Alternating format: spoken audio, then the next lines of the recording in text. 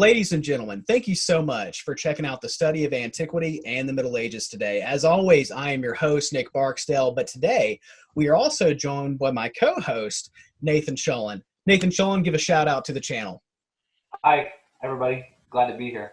We are joined today by Dr. Rohl. Many of you are actually going to be familiar with his work. Dr. Rohl, thank you so much for coming on today.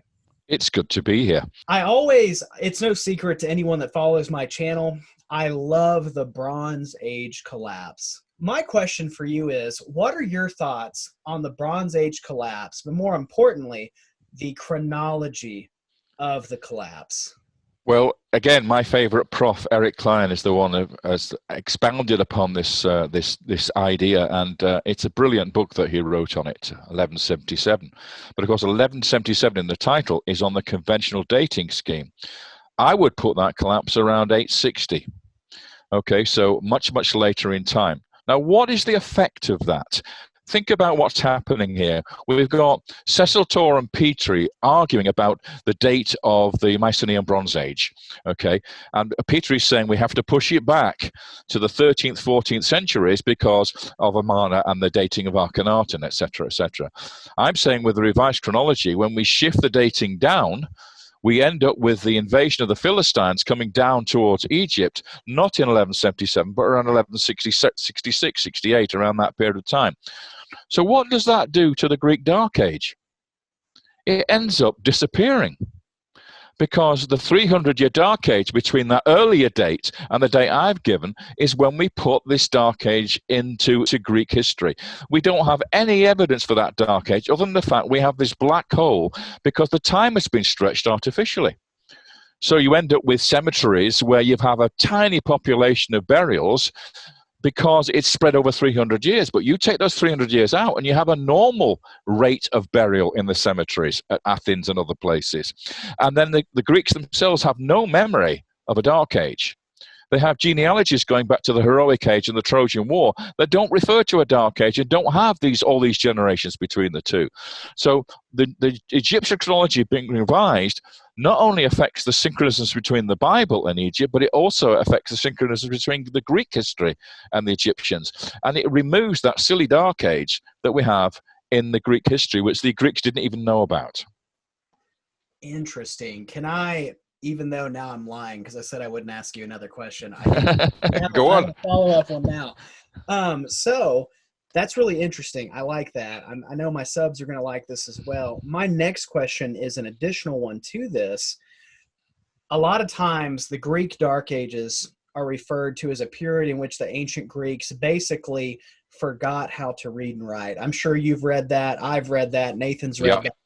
And eventually they're going to, if I remember correctly, adopt the Phoenician alphabet and build on top of that. Would the absence of a Dark Age change that whole outlook? It does. And it changes the whole story of Homer as well, because Homer, of course, is writing about the Trojan War 300 and something years after it happened. This is pretty brilliant for a guy who was supposedly blind and never visited the site. So how did he get the information? So if you take the 300 years out, you end up with Homer writing, as you say, in the Greek script, which is borrowed from the Phoenicians, which is borrowed in turn from the Israelites in this new chronology. So we have a pattern of development of the script. He's writing and singing about stories which are only probably 2 generations before his time. That's the effect of reducing the Dark Age to virtually nothing. Now, that doesn't mean there wasn't a collapse. Certainly, Eric Klein is absolutely right about the collapse. But I would say because of this new chronology, we can now say that one of the main reasons for the collapse is the Trojan War itself. Because the Greek Bronze Age kings were all over there in Anatolia fighting this 10-year war, ignoring what was going on back at home. And so the economy of Greece collapsed as a result of that. And of course, we have a series of earthquakes as well. So there are the whole things, climate change going on, everything. But what really is important is this Dark Age now is almost reduced to nothing.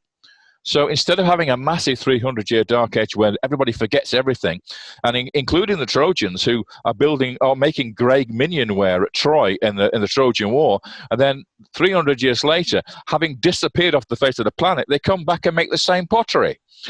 It makes no sense at all. 300-year gap, the same pottery being made, and they come back to the same location. They build exactly the same pottery, and they were making 300 years earlier. No, sorry, that doesn't work. Same thing with the language, same thing with the script.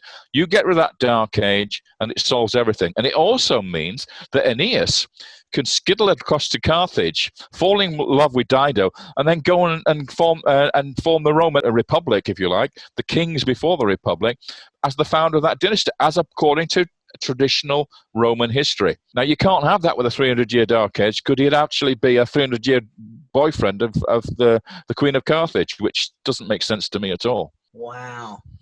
I mean, just shortening that, I mean, it brings a lot of things into perspective, I'll say that much. I mean, there's a lot of implications there, and that is something that is very interesting. It's all part of this new chronology, really. I mean, once you get the Egyptian chronology right, it solves so many problems in the ancient world timeline, and it affects the Roman history, it affects Greek history, it affects Anatolian history, it obviously affects biblical history as well. It confirms some of the biblical stories. So it's a win-win-win, folks. I do have one follow-up. And is there a committee or something going on in the academic world to look at chronology and revise the chronology today? Is that gaining traction in academia? I can't really say it is. It's probably a little bit similar to continental drift theory. That took like 20, 30 years to get accepted by academia. I reckon I'll be long gone before anybody comes around to accepting what I'm suggesting here. It's just too ingrained. It's just too well established. Even if they see the arguments as to why you can deconstruct Egyptian chronology, they're not happy about the reconstruction of it. And I think if you're going to deconstruct Egyptology and ancient history, you have to offer an alternative. It's simply destroying something is not the way to do it. You have to then come back with a suggestion as to how you can reconstruct it. And I think, unfortunately, that most academics these days, although some of the younger ones are quite open to these ideas and are very interested in them, and there are a growing number of them in that case, but you're still, you're within the university system, and if you start trying to put ideas like this together, they're far too revolutionary for the establishment.